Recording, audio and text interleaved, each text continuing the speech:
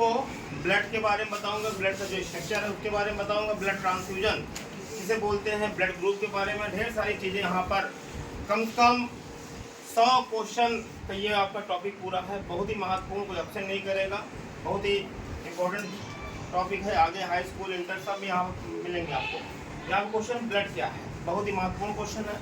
Blood एक तरल संयोजी ऊतक है। ब्लड एक तरल संयोजी ऊतक है, इसको हम फ्लूइड कनेक्टिव टिश्यू भी कहते हैं, जिसका प्रभाव पूरे शरीर में होता है। ब्लड के दो भाग होते हैं। कितने भाग होते हैं? दो। एक ठोस पार्ट होता है, सॉलिड पार्ट होता है, एक जो तरल पार्ट होता है जिसको लिक्विड पार्ट बोलते हैं, फ्लूइड पार्ट बोलते हैं। जो आपका सॉलिड पार्ट होता है उसको हम रुधिर कणिकाएं, ब्लड कार्पसल्स के नाम से जानते हैं। और जो लिक्विड पार्ट होता है वो होता है प्लाज्मा। क्या होता है? प्लाज्मा। अगला क्वेश्चन है रुधिर कणिकाएं, ब्लड कार्पसल कितने प्रकार की होती है बताएगा। जो ब्लड का ठोस भाग होता है जिसको हम रुधिर कणिकाएं बोलते हैं, ब्लड कार्पसल्स बोलते हैं, इसके 3 भाग होते हैं। कितने भाग होते हैं? आरबीसी, डब्ल्यूबीसी और platelets. RBC red blood corpuscles, WBC white blood corpuscles, और जो प्लेटलेट्स हैं उसको हम थ्रोम्बोसाइट भी कहते हैं। तीनों का अलग अलग काम होता है। अब यहाँ पर डब्ल्यूबीसी का काम क्या होता है? डब्ल्यूबीसी बहुत ही महत्वपूर्ण है, आपके शरीर में सैनिक की तरह काम करते हैं। सोल्जर ऑफ बॉडी, शरीर का सैनिक कहा जाता है। बिकॉज कारण क्या है, आपके शरीर में बाहर से बहुत से रोगाणु, जीवाणु आते रहते हैं और आपको शरीर को नुकसान पहुंचा सकते हैं। लेकिन आपका शरीर का सुरक्षा तंत्र है बहुत ही मजबूत है डब्ल्यूबीसी के कारण।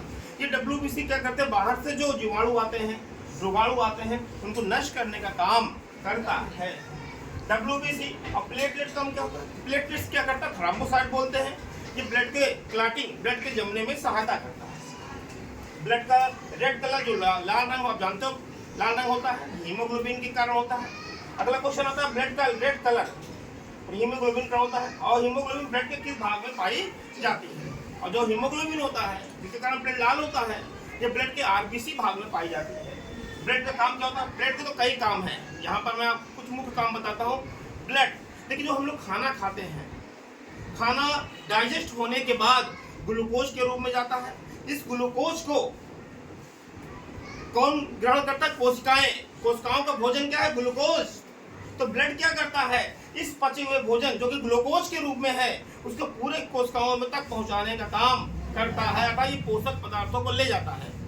और जो हम ऑक्सीजन लेते हैं, ऑक्सीजन फेफड़ों में आई नाक के द्वारा, ये ऑक्सीजन ब्लड के माध्यम से कोशिकाओं तक पहुंचता है और वहां पर मतलब ये ऑक्सीजन पहुंचाने का भी काम करता है। ऑक्सीजन जैसे ही कोशिका में पहुंचती है तो वहां पर जो ग्लूकोज होता है वो उसको जलाया जाता है, और ये जलाने का काम माइटोकॉन्ड्रिया, कोशिका का एक भाग होता है माइटोकॉन्ड्रिया, वहां पे होता है। वहां पे ऊर्जा का उत्पादन होता है, और ये ऊर्जा जो होती है एटीपी, एडिनोसिन ट्राइफॉस्फेट में स्टोर हो जाता है।